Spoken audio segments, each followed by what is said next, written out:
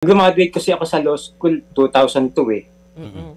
Una ako nag-bar 2003, 2004 sumunod, tapos 2006, nag-stop ako ng 11 years. Kumuha ulit ako ng 2017, 2019, and finally, noong November 2022, on my 6th take, pumasa na ako.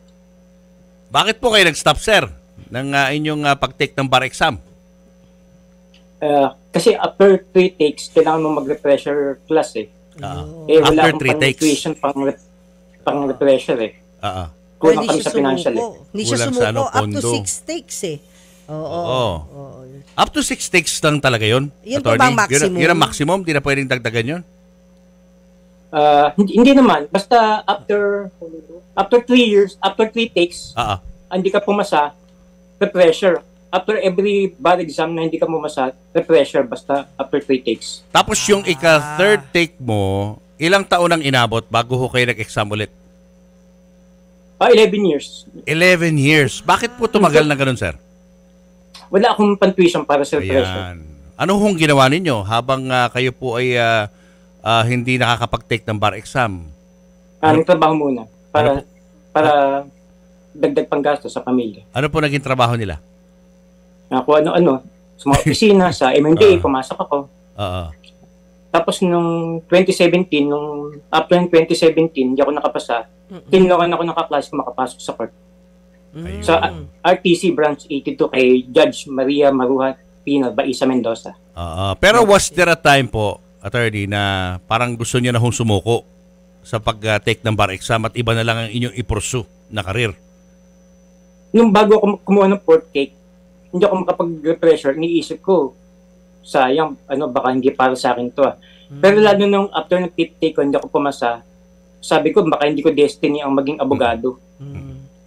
So, nandun na kayo sa gitna, kumbaga, nasa crossroads na, iniisip nyo na, baka hindi naman to destiny ko eh, ito hindi laan to sa akin, and yet, tinuloy nyo. Bakit po? Kasi sabi ko, malayo na narating ko eh, kung susuko ko, sayang naman. Yun na magiging katapusan ng kwento ko, failure. At saka naniniwala naman ako na kaya ko ipasa eh.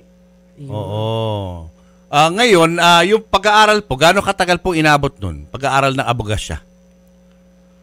4 years college in pre-law, tapos another 4 years para sa law proper. Para ka rin So, nagdodoktor. 8 years kayo nag-aral. Tapos, 8 years. Tapos, magkikwit ka lang. Kahit sino naman talagang gumraduate na abogasya, hindi basta-basta papayag na sukuan itong pangarap na maging abogado. So ano po naging pakiramdam nung nalaman niyo pong pasado kayo? How would you describe it po? nung araw na i-release ang bar exam nung April 14, hawak ko po itong iPad tsaka yung rosary. Tapos nung nakita ko yung pangalan ko, hindi pa nga ako makapaniwala eh. Binalikan ko pa eh. Nung nakita ko na nga nandun yung pangalan ko, tuwan-tuwa ako. Sabi ko, salamat sa Diyos, salamat sa Diyos. Tapos nag-apakan kami ng pamilya ko. Finally, nakapasok na rin. Ibig sabihin, attorney, pagkatapos ng exam, medyo nagdududa ka na baka hindi mo napasa. May pagdududa. Hindi, itong 6th take ko, bago ako mag-bar exam, talagang desidido na ako na na hindi ako natatakot bumagsak. Sabi ko, kahit ano. Yun nga sinasabi ko sa kaklase ko, ano ba kakatakot natin kung bumagsak? Veterano na tayo sa bar exam. May tanong ako, ano po yung grade nyo? Nalalaman ba yung grade o number lang, yung ranking lang? Nalalaman po ba yung grade? May grade po? Meron. Ano po yung grade ninyo? Pwede po ba namin malaman? Dito sa finally, pumasa na kayo? 75.69. 75.6! Pumasa na nga, Papo! Ang passing doon ay? Passing, 75. 75. Mukhang binigyan ka ng bonus points ni Lord Ng 0.6. para matupad yung pangarap mo. Alakpakan. Congrats. Natuwa naman ako.